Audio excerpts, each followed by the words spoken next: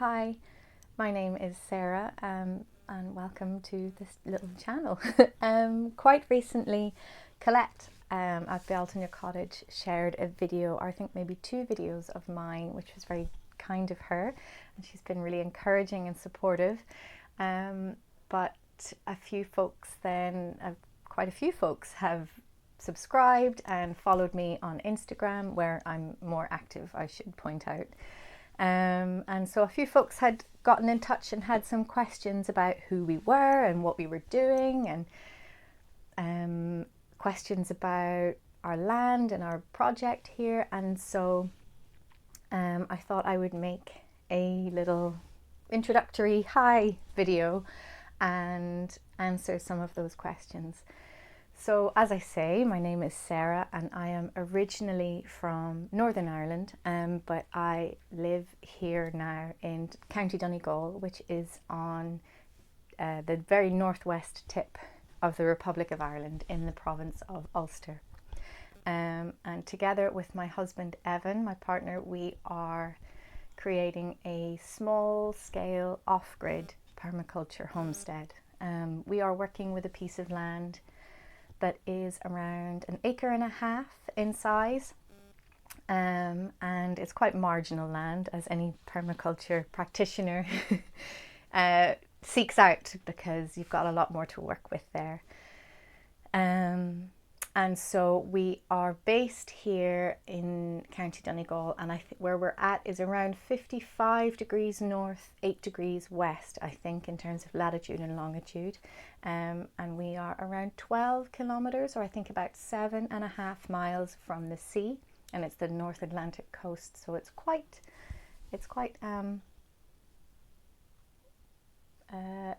harsh conditions, let's say. It's very windy here, and so part of what we're doing is establishing shelter.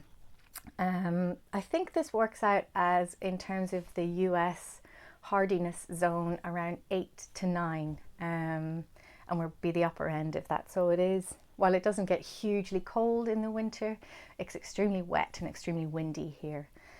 We are around, I think, just over 200 meters above sea level, which I think is about 650, 660 feet above sea level. And we are at the foot of a mountain. So we're in a valley here. So the rain comes in off the sea and dumps into our valley. So rain is a big factor in terms of our little homestead. We are adjacent to there is a national park boundary nearby, and we have a special area of conservation and special protection areas. It's predominantly bogland, acidic bogland that is around, and so the land that we're working with here is quite acidic as well, just on the acidic side of neutral, which is pretty good for growing food, which is a lot of what we're doing. We acquired this land in January of 2017, and we applied for our planning permission, and that took a little over a year, around 1.5 years, and I think August 2018 is when we were granted planning permission to develop this site.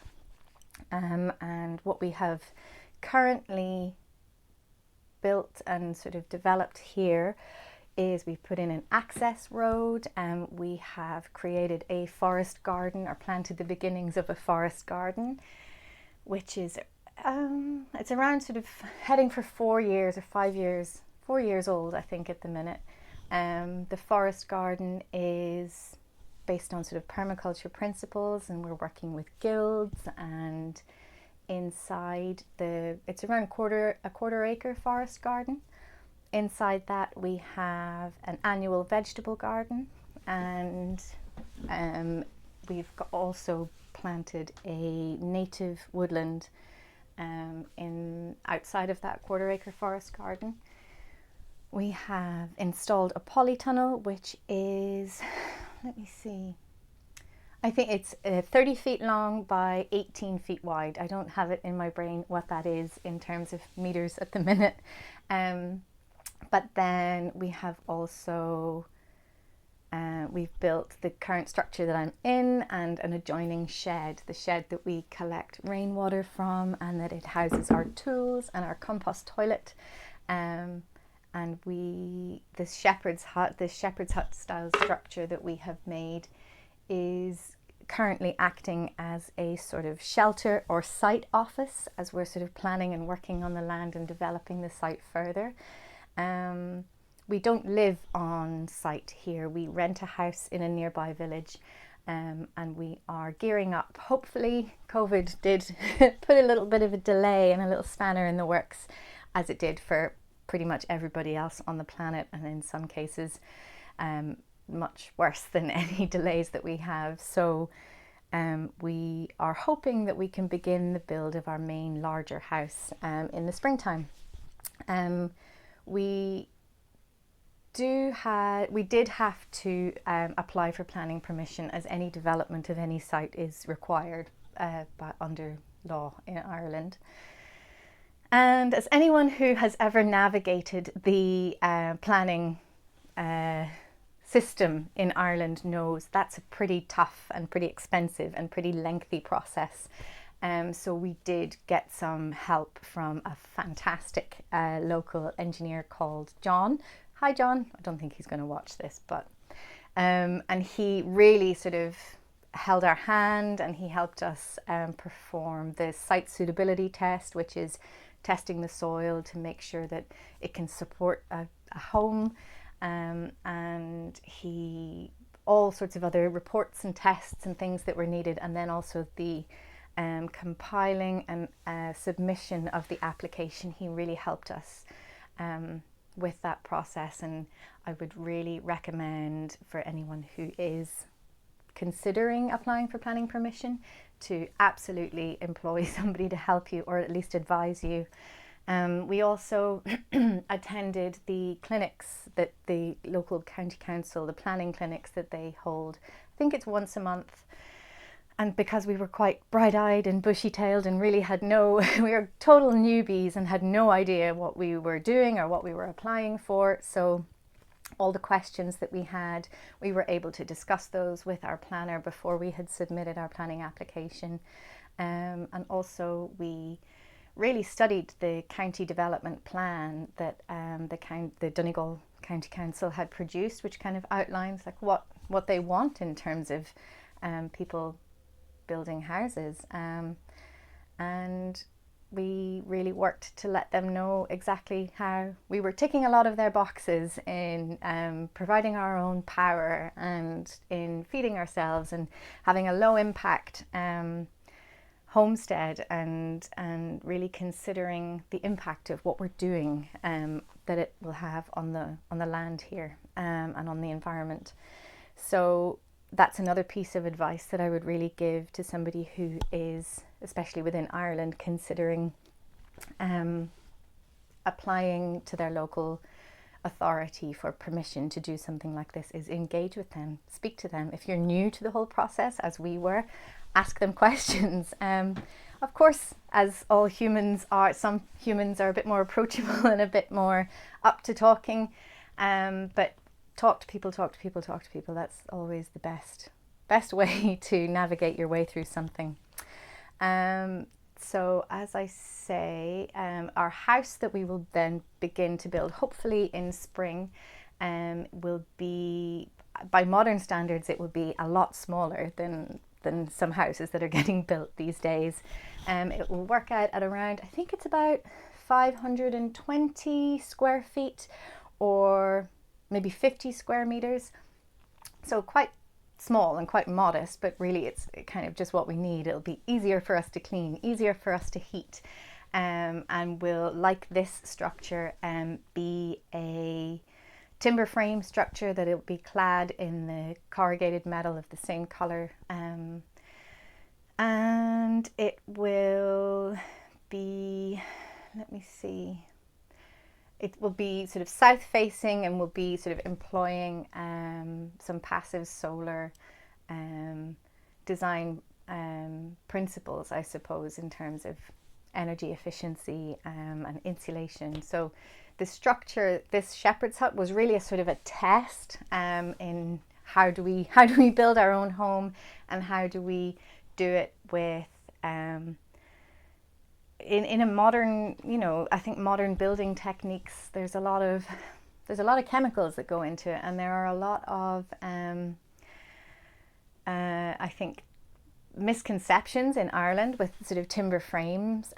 Traditionally in Ireland we have stone buildings, so trying to sort of break that mold and suggest that perhaps a timber frame structure can be just as cozy and just as warm. And so this was a real test of how can we design and build something that sort of fits in the landscape well, that doesn't take up too much space, that is affordable for us to build and run and heat and reasonable in terms of the living space and the impact that it has on the landscape. And it will be in the same sort of vernacular style as of this shepherd's hut. So it will have that curved, that round top barn or barrel roofed barn shape, and we are working mortgage free, so it's really just savings, and as we earn a little bit then we can do another little bit. My husband Evan is a woodworker, and he has experience in construction, and so we designed the structures and the house, and he it's his expertise in terms of how it all comes together, and I am the labourer. And so we're hopeful that will begin in the spring, as our savings have been dwindling whilst we've been off work from COVID and things. So we're really hopeful that we can get back on track with our time scale with that. As I say, it's mortgage free, and so we are saving up, and we're hopefully by next spring we'll be at the stage where we can work on stage 1 of our build process. So I think I'm going to stop waffling now and I will invite anybody who is interested to see what we're doing. You're more than welcome to follow along. As I say, my husband is Canadian. We met whilst we were both living in England. I'm from Northern Ireland, and we have family and friends, as is the modern way, all over the world. And so the purpose of this blog really was just to sort of document what we're doing, keep ourselves on track, and have a nice record of what we've been doing in the establishment of this little small holding, but also to be able to share that with our family and our friends across the world. And so if you have any interest in that, then you're more than welcome to join along. YouTube has been a fantastic resource for us in terms of working out how do we build things, or how do we grow things, or how do we establish things. It's a good tool for arming yourself and empowering yourself to get stuck in and build things and do things and make things and grow things. So thanks so much for subscribing, and thank you so much to Colette for sharing my video on her social media channels. That was really kind and generous of her to do. I'll sign off now, and I hope that I will see you again soon. You can get me here if you need to get in touch, or via Instagram, which you can, I think it's in the About section. You'll be able to find a link to my Instagram. In a future video, I'll be looking in a little more depth at the progress that we've made over the last 4.5 years, and a bit about how we went about getting started. But for today, let's take a little walk with Nina around part of our small holding on this breezy June day.